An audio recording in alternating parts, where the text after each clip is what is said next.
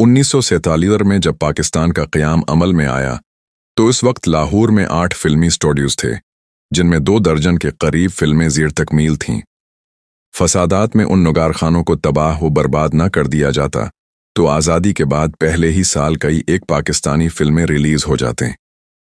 इस वक्त लाहौर की 40% आबादी गैर मुस्लिम थी, लेकिन 80% कारोबार पर काबिज थी, जिनमें लाहौर के सभी फिल्म स्टूडियोज़, डिस्ट्रीब्यूटर्स और सिनेमाओं के अलावा फिल्मसाजी भी उनके सरमाए की महताज थी। 1947 के तकसीम हिंद के वक्त मजहबी मुनाफरत, तासुब और लोटमार का शाखसाना था कि जहां एक तरफ मशरकी पंजाब में सदियों से आबाद मुसलमानों का सफाया किया गया, तो दूसरी तरफ पाकिस्तान के पंजाब से भी बहुत से हिंदू फिल्मसाज अपनी फिल्मों के नाम कुमल परंत बम्बई और कलकत्ता ले गए, जहां उन्हें मुकम्मल करके भारतीय फिल्मों के तौर पर रिलीज किया गया।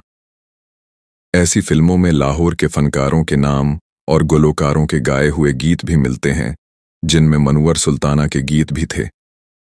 चंद खास गीत कुछ इस तरह से थे। मौस्ती का समा है, 2 फूल खुले हैं। फिल्म एक रोज दुनियाए आरज़ू को मिटाकर चल दिए। फिल्म बरसात की एक रात, मेरा नन्हा बालम न बोले।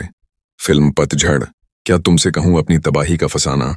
पाकिस्तान की पहली फिल्म मनवर सुल्ताना को पाकिस्तान की पहली फिल्म तेरी याद में नगमा सराई का नाकाबिल शिकस्त एजाज़ हासिल है।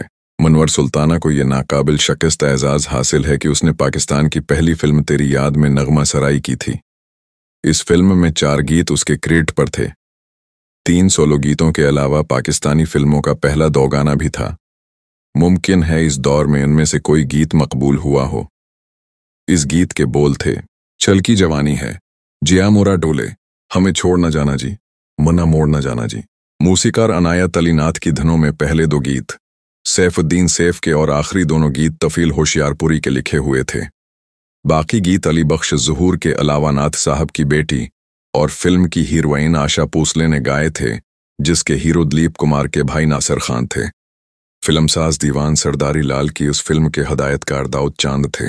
मनवर सुल्ताना की उजारादारी 1939 में कल्च फिल्में रिलीज हुए और चकीच फिल्मों में की औसत से मनवर सुल्ताना के कल 26 गीत मिलते हैं। इस तरह से मनवर सुल्ताना को एक साल में रिलीज होने वाली सभी फिल्मों में गायकी का एक और मुनफरिद एजाज हासिल हुआ। ये चीज़ मनवर सुल्ताना को गुलकारी में मुमताज करती है। जब भी और जहां भी गुलकारा मनवर सुल्ताना का नाम लिया जाएगा, वहां मयारी और दिल को छू लेने वाले कलाम नजर आएंगे। पाकिस्तान को बड़े नामूर गुलकार मिले, जिन्होंने अपना नाम कमाया।